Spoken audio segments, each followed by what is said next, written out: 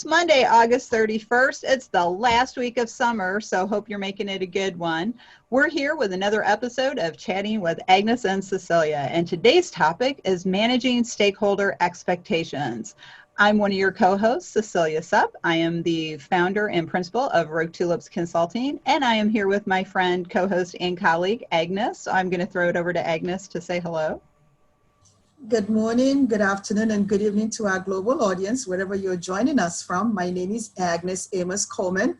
I'm an author and a consultant. Over to you, Cecilia. And for our audience, we're going to be talking about not only the expectations, but the relationship with the stakeholder as well. Great. Thank you, Cecilia. Thank you for clarifying, Agnes. We are here with our guest, Theo Harris, who's a longtime friend and colleague of Agnes, and she is a nonprofit management expert from the United Kingdom and entrepreneur. So Theo, please introduce yourself and say hello. Oh, hello. I'm Theo Harris, and as Cecilia said, I have most of my experience in the non-profit sector. And yes, a lot of that has been managing expectations of all our stakeholders. And I'm currently trying to launch a new product. And so I'm about to start experiencing stakeholder feedback from my own personal clients. So that will be quite interesting for the future. That's great. So let's just launch right into the conversation, Theo. So what do you think is the number one issue with managing stakeholder relationships and their expectations? Okay, I think the most important thing about stakeholder relationship is, one, it's quite difficult to manage because your stakeholders all come from totally different backgrounds and they tend to want different things. So you have your internal stakeholders, which are usually your colleagues, your employees, and if you have a relationship with board, if you have a board in your organization, so trying to keep the board happy. And then you might have customers, or in my experience, it's been beneficiaries. And then you might have an investor, but also in the voluntary sector, it might be your commissioner, your funder, or your community fundraisers. So keeping them all happy, well, it's a difficult thing, and it's like it's a bit like spinning plates, really. They all need something, and if you're the chief executive, which I have been on a number of occasions, it's really your job to keep everybody as happy as you can possibly manage. I think first and foremost, in my experience, the people I've really wanted to keep happy are the beneficiaries. Because if you're running a non-profit, they're your reason to be, really. So it's about trying to make sure what you're providing for them is actually meeting the needs they have at the moment, as well as the needs that are going to be developing for the future.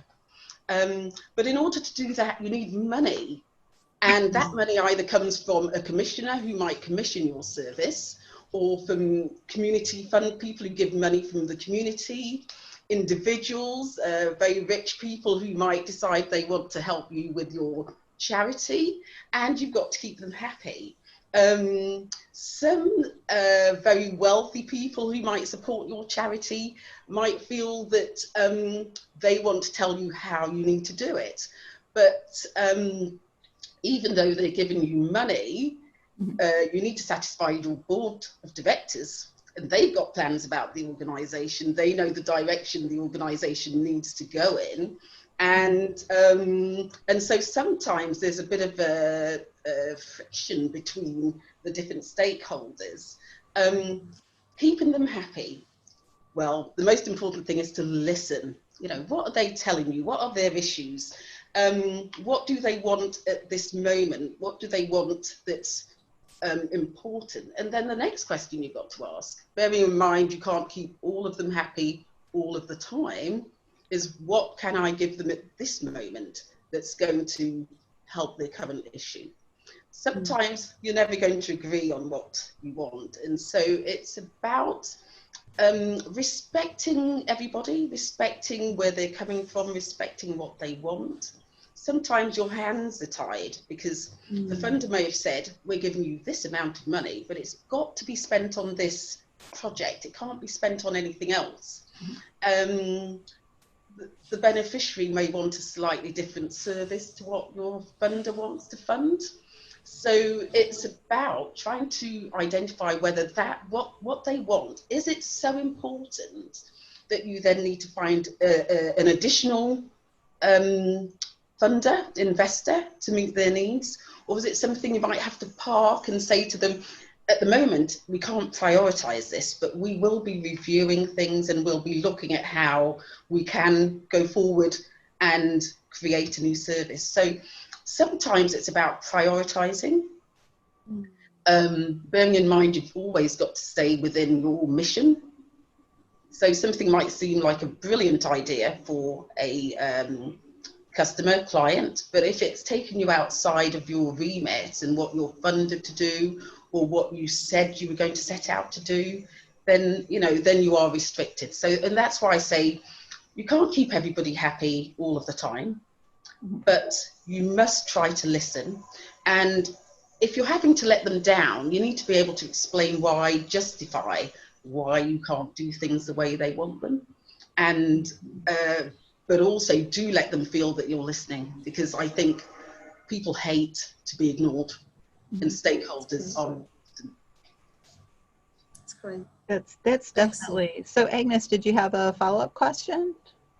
She actually Theo addressed one of the questions that I had, because I was going to ask her about how she's prioritizing, the stakeholder relationship. Was it based on the strategic goals? And she's already addressed that. But one question that strikes me here that, I think I already know the answer, but I want your perspective on this. What does trust, how does trust play a very important role in stakeholder relationships? Great question. Trust is an extremely important issue. It's a bit of a chicken and egg, isn't it? Which comes first? Do you trust someone before you've built a relationship with them? Or are you able to trust them after you've built a relationship with them? And I think from a voluntary sector point of view, charities tend to be set up to do things for the good of the community, or a certain section of the community, and they've got to be able to trust you. Right. But also, so have your fundraisers and the people who donate to you.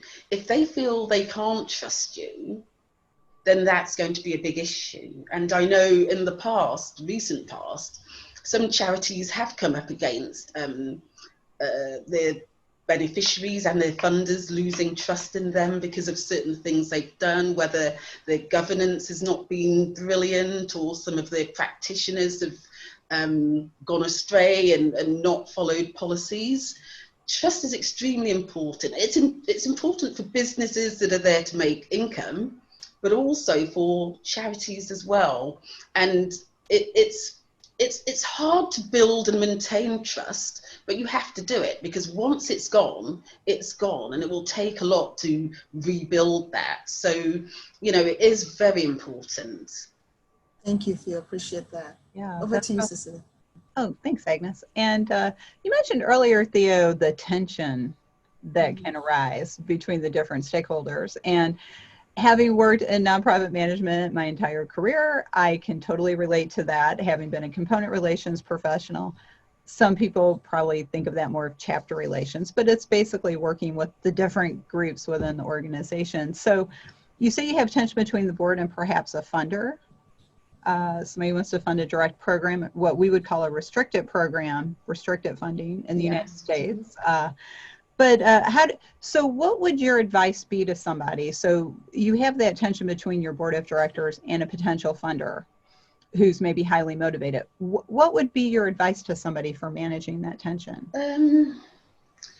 Well, listen to both sides. I think I had a situation once where I went into an organisation, and it was partway through a particular funded project.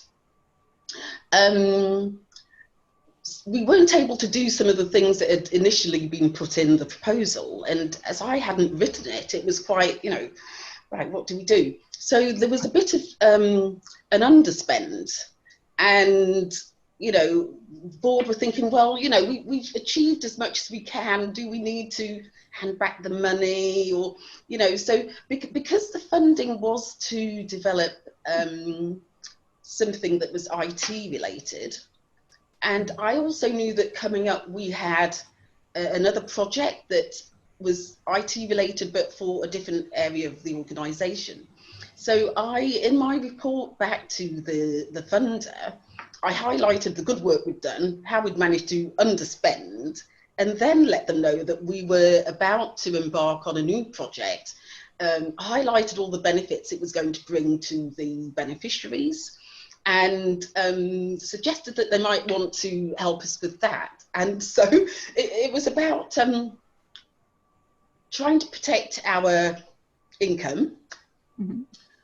trying to make sure the beneficiaries could benefit, but also to let the funder see that, yes, they could continue to help us in a different way. And they went for it. And the good thing was, at the end of the day, we managed to then complete 2 projects with what was initially funding for 1. Mm-hmm. But there was always that thought that they might turn us down and I'd have to hand back the money. But, you know, for me, it was better to be transparent. But also, people like to know that what they're spending is being put to good use. They like to see the return on their investment. And so I think if you're able to put forward a proposal to them that shows them that you're thinking about their money and how you're going to use it, trying to get the best for their money, for them, but also for your board, keeping your board happy, that might work. It's worked for me in the past. There've been various other opportunities, but I suppose that was one that, you know, people might face quite often, where they've had an underspend. Do they have to give the money back, and how do they keep everyone happy? So yeah. You know, really, I can't think of anybody who's had that problem. I underspend. So, no, but that's great though, that, you know, because it also, I think, demonstrates really responsible use of the resources in the first place, because we were able to do it for less. And could you please fund another project? Commentary in the background, sorry. World of Zoom, we all have pets, right, at the office. But that's really, you know, thinking about that, like, how can you manage not just that relationship, but create a really valuable experience for somebody who's participating in your organization? You've used the word happy several times. So I'd like to explore that a little bit in our last couple minutes, because happy is, I think, a great goal, but I think really difficult when managing a lot of different stakeholders within a nonprofit organization. I think a lot of us go towards satisfied or delivering the value proposition. So really, I guess really my question is, why do you use the word happy? I mean, we do want people to be happy, but you say happy a lot, and I'm curious about that. Me? Yeah. Well, this way. I'm one of these people where the glass is always half full. Mm-hmm. Half full of what? It doesn't matter. But whatever's in there, I try to turn it to something good. So yeah, I mean, it's people have said that to me in the past, you know, even at work, you know, how do you stay so happy? Well, I kind of said there are some things you can't do anything about. Right. So to waste energy on those things, it is just going to be a bit of a defeat. So I try to focus on the things that I can do something about, and that's how I manage to stay happy. It's as simple as that, really. You know, if something's out of my hands, why stress over it? Right. So you keep yourself happy, and by keeping yourself happy, you're able to share that happiness. Well, that's right. Yes. Yes. I like it. That's great. Yeah, I mean, we try to do that. I mean, Agnes and I really have that kind of share the wealth attitude, I think, in a lot of ways. Don't let me speak too much for you, Agnes. It's just, you know, Agnes and I developed the company together, basically, and our foundational principles really do focus on that, you know, synergy, connection, collaboration, and content, of course. But I think we're down to what I like to call the 2-minute warning. which is where we have to unfortunately start our wrap up. You've been a great guest. So Theo, what is the one thing you would like people to take away from your perspective on stakeholder relationship management? Never underestimate the impact stakeholders can have on your business. And you might not actually know who they all are. You might think you know who they are, but a stakeholder could be someone who lives 5 doors down from your business premises. They may never actually buy anything from you, tap into your services, but they observe all your customers as they come to your door. They observe your staff and their behavior. So potentially they have impact. Even though they're not your customer or your beneficiary. So I think it's about going about life and actually recognizing that everybody and anyone is a potential stakeholder. Not necessarily someone who's going to put money into your business to buy your product, but someone who's going to be there saying, oh yeah, I know that company. Yeah, I know, I see how they work.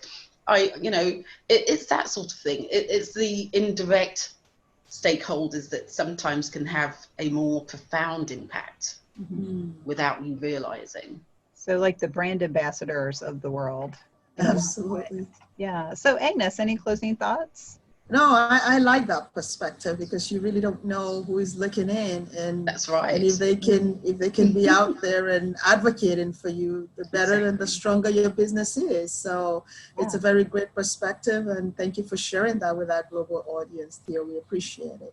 And so thank you for having me.